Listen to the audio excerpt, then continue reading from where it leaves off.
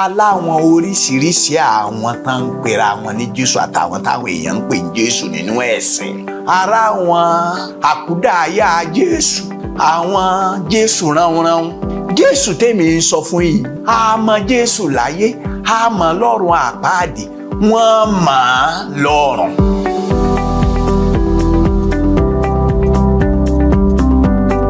Ẹ fún àánú tí a rí gbà tó ṣe wá ní ọmọ rẹ̀, ṣe wá ní àyànfẹ́. Jésù olùgbàlà, ògo ni forúkọ rẹ̀. Olúwa wá fara rẹ̀ hàn wá, wá tàn mọ́lẹ̀ sí ọkàn ẹnì kọ̀ọ̀kan. Olúwa rán ọ̀rọ̀ rẹ̀ fún àwọn èèyàn rẹ̀ ní ìsinmi yẹ. Ẹ̀mí mímọ́ fi òye yé àwọn àyànfẹ́, jẹ́ kí a dá Jésù Kristi mọ̀. Bẹ́ẹ̀ ni kó rí. Ògo ni forúkọ Olúwa, Jésù Kristi Olúwa wa. Àmín. Ẹ̀yin àyànfẹ́, ní sáà tí a wà yìí, a ó máa mú ọ̀rọ̀ Ọlọ́run tọ̀ yín wá, tí ó sì jẹ́ ìfojúsùn àwọn ọ̀rọ̀ tí Olúwa yóò máa mú wá, àwọn ìwàásù àti ìkọ́ni tí a ó máa mú wá fún yín. Òun náà ni Jésù Kristi. Bẹ́ẹ̀ ni, bí a ó máa wo Jésù Kristi nínú ìwé mímọ́ gẹ́gẹ́ bí ẹ̀mí mímọ́ ti kọ́ fún wa nínú Bíbélì. Mo sì fẹ́ rọ̀ yín wípé kí ẹ fi òtítọ́ ọkàn kí ẹ fi tẹ̀lé wa nínú ìrìn àjò yìí. Gbogbo ẹ̀yin tí ẹ gba Jésù Kristi ní Olúwa àti olùgbàlà yín, a nílò láti mọ ẹni tí a gbàgbọ́. Paul apostoli pé mo mọ ẹni tí mo gbàgbọ́, kí àwa mọ ẹni tí àwa gbàgbọ́, torí pé ó dá wa lójú pé ohunkóhun tí a bá fi lé lọ́wọ́ ó lè pa á mọ́ títí di ọjọ́ ni. A nílò láti mọ Jésù Kristi dáradára. Ní òní, mo fẹ́ bẹ̀rẹ̀ láti fi ìtayọ Kristi hàn yín láàárín àwọn èèyàn tẹ́ ẹ mọ̀, tàbí àárín àwọn tí wọ́n gbajúgbajà nínú ẹ̀sìn. Ìtayọ Kristi. Kristi yìí, orí ló jẹ́ fún ohun gbogbo. Orí ni Jésù Kristi jẹ́ fún gbogbo ènìyàn. Orí ni Jésù Kristi jẹ́ fún gbogbo àwọn ẹ̀dá àìrí. Ẹ jẹ́ ká lọ sínú ìwé mímọ́, ìwé Kólósè orí 1 ẹsẹ̀ 18. Ìwé Kólósè orí 1 ẹsẹ̀ 18. Ẹ jẹ́ kí a ka ìwé mímọ́ ní èdè Yorùbá fún yín. Ìwé Kólósè orí 1 ní ẹsẹ̀ 18. Òun, ìyẹn ni Jésù Kristi, ó sì jẹ́ orí fún ara. Èyí ni ní ìjọ, ẹni tí í ṣe ìpìlẹ̀, àkọ́bí láti inú òkú wá, pé nínú ohun gbogbo kí òun kí ó lè ní ipò tí ó ga jùlọ. Ìtayọ Kristi. Títóbi Kristi. Gíga jù. Kristi ni ẹni náà tó ga jù. Jésù Kristi ni ẹni náà tó tayọ. Ẹ gbọ́ ọ̀rọ̀ Ọlọ́run yẹn, jẹ́ n tún kà. Ó ní òun sì jẹ́ orí fún ara. Èyí ni ní ìjọ, ẹni tí ń ṣe ìpilẹ̀ṣẹ̀, àkọ́bí láti inú òkú wá, pé nínú ohun gbogbo kí òun lè ní ipò tí ó ga jùlọ. Ohun mẹ́rin mo kọ́kọ́ fẹ́ kẹ́ ẹ rí inú ẹsẹ̀ yìí. Àkọ́kọ́ ni pé mo fẹ́ kẹ́ ẹ rí Kristi bí orí fún ìjọ. Kristi ní orí, ìjọ ní ara. Ìkejì, mo fẹ́ kí ẹ rí Kristi ní ẹni ìpilẹ̀ṣẹ̀. Ìkẹta, mo fẹ́ kí ẹ rí Kristi ní àkọ́bí láti inú òkú.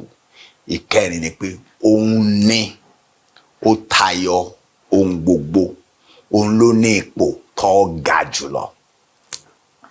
Jésù Kristi tí a gbàgbọ́, Jésù Kristi inú ìwé mímọ́, òun ni orí fún ìjọ rẹ̀.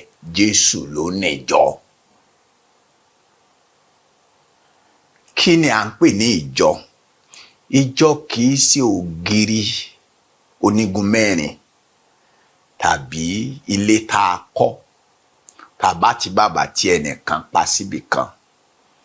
ìjọ ni àwọn ẹ̀dá titun, àwọn ọkàn tí a ti pè jáde kúrò nínú ayé, kúrò nínú ẹ̀ṣẹ̀, kúrò nínú ìdè èṣù, tí ẹ̀mí mímọ́ ń gbé inú wọn, tí a sì ń ṣàkóso wọn láti ọ̀dọ̀ Ọlọ́run, ìní wọ́n ń pè ní ìjọ. Àwọn tí a sì gbà láyé, a pè wọ́n ní ẹ̀dá titun. A ní àwọn ẹ̀dá àtijọ́. Jésù Kristi yìí, òun náà ló dá wa látètèkọ́ṣe, òun náà ló ṣe ẹ̀dá titun. Àwọn tó jẹ́ ẹ̀dá titun yìí tí wọ́n ní ẹ̀mí mímọ́ nínú wọn, àwọn là ń pè ní ìjọ. Wọ́n sì wà káàkiri ibi gbogbo ní ayé. Àwọn ìjọ yìí wọ́n ṣe é fojú rí, wọn ò sì ṣe é fojú rí. Tá a bá ní wọ́n ṣe é fojú rí nítorí ibikíbi tí a bá ti rí ẹni méjì tàbí mẹ́ta tó kóra wọn jọ pọ̀ ní orúkọ Olúwa lágbègbè kan, ìjọ ni wọ́n. Ìjọ àwọn ẹni ìràpadà, àwọn ẹni tó ti dàtúnbí tí ẹ̀mí mọ́ ń gbénu wọn, wọ́n kọ sí orí wọn. Ìní mo sọ pé kò ṣe é fojú rí. Nínú ẹ̀mí oníkálukú wa ní ìṣẹ̀dá titun wà. Bí ẹnikẹ́ni bá wà ní Kristi, ó ti di ẹ̀dá titun. Ohun àtijọ́ ó ti kọjá lọ. Ẹ tún wá gbọ́ ọ̀rọ̀ Ọlọ́run yẹn sọ pé ẹni tí ń ṣe ìpilẹ̀ṣẹ̀, tí wọ́n bá sọ pé Jésù ní ìpilẹ̀ṣẹ̀, kò túmọ̀ sí wípé wọ́n dá Jésù àbò lẹ́yìn tí wọ́n kọ́kọ́ dá. Irọ́. Ìpilẹ̀ṣẹ̀ ń sọ pé òun lórísun. Nínú Kristi yìí, òun ni ohun gbogbo ti sun wá. Nínú Kristi ni ẹni gbogbo ti sun wá. Òun lórísun gbogbo ẹ̀dá tá a lè fojú rí. Òun ni orísun gbogbo ẹ̀dá tí a lè fojú rí. Òun ni orísun gbogbo ohun tá a lè fojú rí tá a dá. Òun ni orísun ohun gbogbo tí a lè fojú rí tí a dá. Ìkẹta wa ni pé òun là kọ́bí láti inú òkú wá. Ìtumọ̀ ni wípé Jésù Kristi ni ẹni náà tó wá sínú ayé yìí, tó gbé nínú àgọ́ ara yìí, tó kú, tó jíǹde. Ẹnìkan sọ pé àwọn kan náà wà tán tí kú tán jíǹde. Bẹ́ẹ̀ ni, òpùrọ́. Àwọn tí wọ́n kú táwọn ìránṣẹ́ Ọlọ́run jí dìde nínú Bíbélì, àtàwọn tí Jésù fúnra rẹ̀ jí dìde, àtàwọn tí àwọn ọmọ ẹ̀yìn ẹ̀ jí dìde, àtàwọn tí àwọn àyànfẹ́ Ọlọ́run nínú Kristi nínú ayé ìsinsìnyí jí dìde, ni wọ́n kú padà. Bẹ́ẹ̀ ni, tá a bá rí òkú tá a jí dìde lónìí, ẹni ẹ náà yóò tún padà kú. Ṣùgbọ́n Jésù Kristi ni ẹni náà tó kú tó jíǹde. Òun là kọ́bí. Àjíǹde rẹ̀ ló fi dá àwa lójú pé àwa náà ó jíǹde. Bẹ́ẹ̀ ni, ẹ wá gbọ́, ó ní pé nínú ohun gbogbo kí òun kí ó lè ní ipò tó ga jù lọ. Tí a bá tí ì fi Kristi sí ààyè tí Ọlọ́run tò sí, gbogbo àwa tá a gbàgbọ́, ìgbàgbọ́ yóò máa dẹsẹ̀rú fún yín. Tẹ́ ẹ bá ti fi Kristi sí ipò tó ga jù, ìgbàgbọ́ yóò máa dàrú fún yín. Bẹ́ẹ̀ náà ni tí àwọn ẹlẹ́sìn ò bá fi Kristi sí ipò tó wà, olúwa rẹ̀ yóò máa dààmú, yóò sì máa lálà sínú ẹ̀sìn. Tólúwa rẹ̀ bá wá kú tán, olú ẹ̀ wá di balógun láàrin àwọn olórí burúkú, torí pé olú ẹ̀ máa lọ ọ̀run àpáàdì. Sẹ́rí, tá a bá ń sọ nípa Jésù Kristi, òun ni ẹni náà tó ga jù láyé. Ní Jòhánù orí náà ẹsẹ̀ 5, ó ní òun ni ìmọ́lẹ̀. Yá lọ bẹ̀. Jòhánù orí náà ní ẹsẹ̀ 5, gbọ́ ọ̀rọ̀ Ọlọ́run. Jésù Kristi ló ń sọ̀rọ̀. Ó níwọ̀n gbà tí mo wà láyé, èmi ni ìmọ́lẹ̀ ayé. Ìyẹn ni pé ẹnikẹ́ni tí ó bá fi Kristi ṣe, inú òkùnkùn ni ó máa rìn, inú òkùnkùn lolúwa rẹ̀ ó máa gbé. Jésù Kristi ni ẹnìkan ṣoṣo tó ga jù nínú ayé tí àwọn ọmọ èèyàn wà yìí. Ṣé wá rí orúkọ Jésù, orúkọ tá a mọ̀ káàkiri gbogbo ayé ni.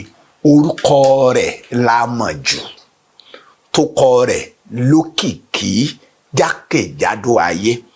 Jésù Kristi ni ẹni náà tí a fẹ́ràn jù.